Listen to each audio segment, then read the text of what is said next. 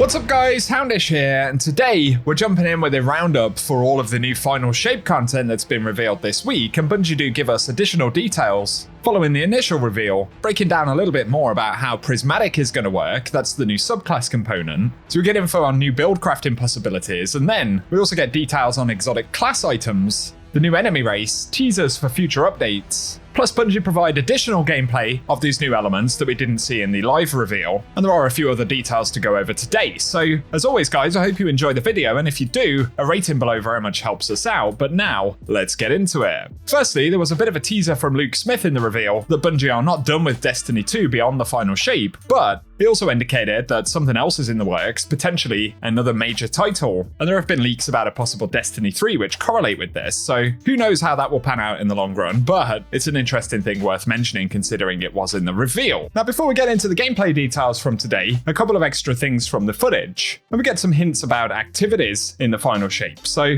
firstly, it makes sense, but there will be a new Nightfall on the Pale Heart, so we can see here Nightfall, explore the Forgotten City. Not necessarily surprising, Bungie tend to do this with expansions, but another destination activity appears to be one called Overthrow, so we can see here Overthrow the landing with the objective to complete Overthrow level 3. So this will be one of the world activities, and then we spot other things like Transmigration and Temptation, which appear to be story missions probably, and this is the legendary version of the campaign according to the icons there, so just a couple of quick additional mentions. Plus Bungie have updated the armor for the Final Shape potentially here, and they appear to have the Prismatic subclass theme. It is possible that we're simply looking at the Guardians with Prismatic actually active, but there are a few promo shots showing these armor pieces like that, so I think it's also safe to assume they've been visually updated to go in with the new theme for the Final Shape.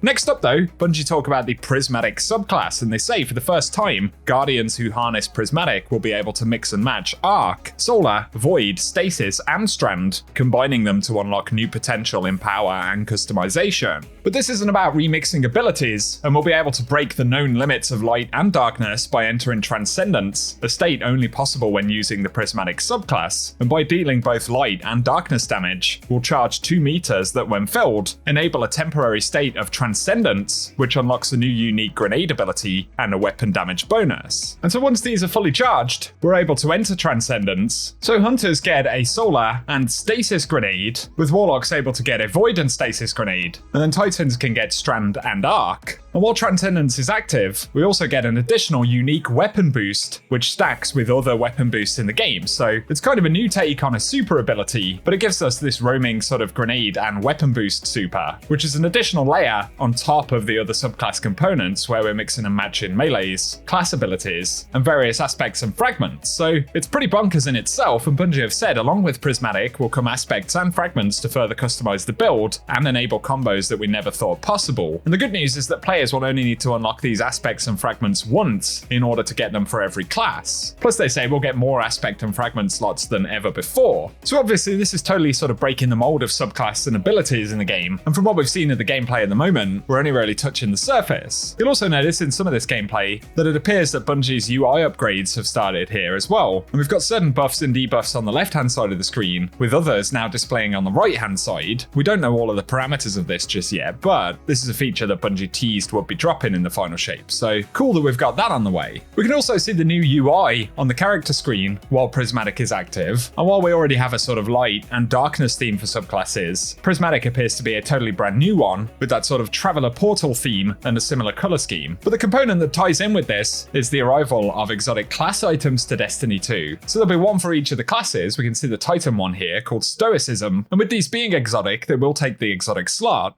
And Bungie have said exotic class items work specifically with the Prismatic subclass and will each roll with 2 random exotic perks inspired by a selection of other exotic armor pieces, even from different classes. So that means a Hunter could have an exotic cloak with some of the unique abilities of Assassin's Cowl, combined with parts of Liar's Handshake. And on the other hand, Warlocks could get an exotic bond roll with perks from Apotheosis Veil and Star Eater Scales, with Titans potentially getting something like parts of Ophidian Aspect and Precious Scars. And these bonuses are called Spirit, so for example, example, there is Spirit of the Star Eater, and while your super energy is full, picking up an orb of power overcharges your super, granting it bonus damage. And this randomly roll perk will only be active with the Prismatic subclass equipped. We also saw things like the Warlock bond here, with Spirit of Assassin, where finishes and powered melee final blows grant invisibility, and Spirit of Syntheseps, which improves melee damage when you're surrounded. So these bonuses aren't absolutely identical to the original exotic ones, but they're slightly trimmed down versions, although the main benefit is that we'll get 2 different bonuses on each of these class items. So this is really a replacement for the exotic slot item. Then of course there is the cosmetic component too. And from what we've seen, Spirit of Ophidian, Star Eater,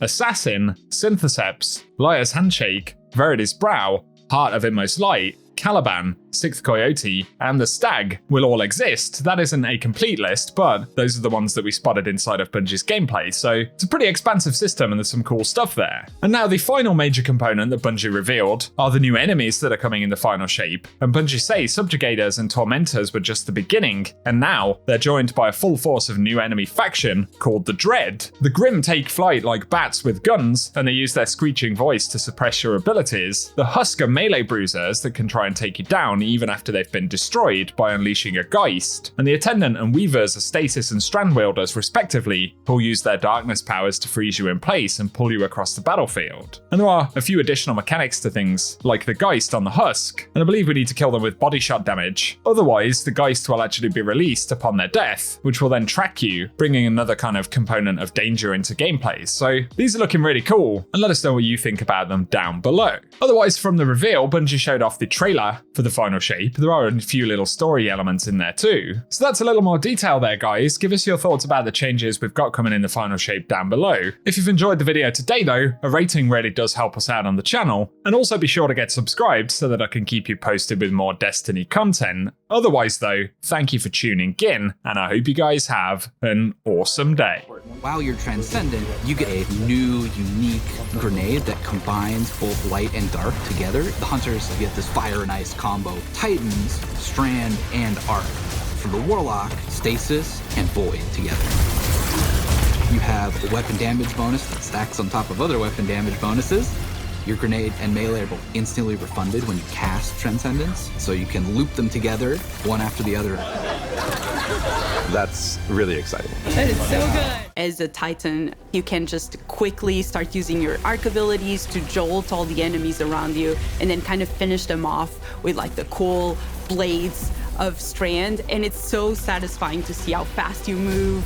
It's a very like fun, destructive build that you can just like destroy everything around you, and it's super fun. Being a hunter and having gunpowder gamble and blowing them up, and then we're like, oh wait, what if you could slow enemies, you could throw out your shurikens, and then you blow them up as well, and it's like, okay, I didn't think I could ever do those two things at the same time, and you're telling me I can do as much as I want? In the final shape, we're going to be making these new exotic class items.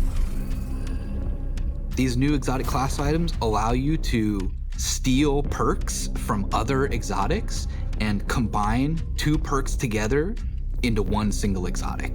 The perks that come on them are actually random rolled. One thing that is going to be fun is to chase these perks and then find different combinations that work really well.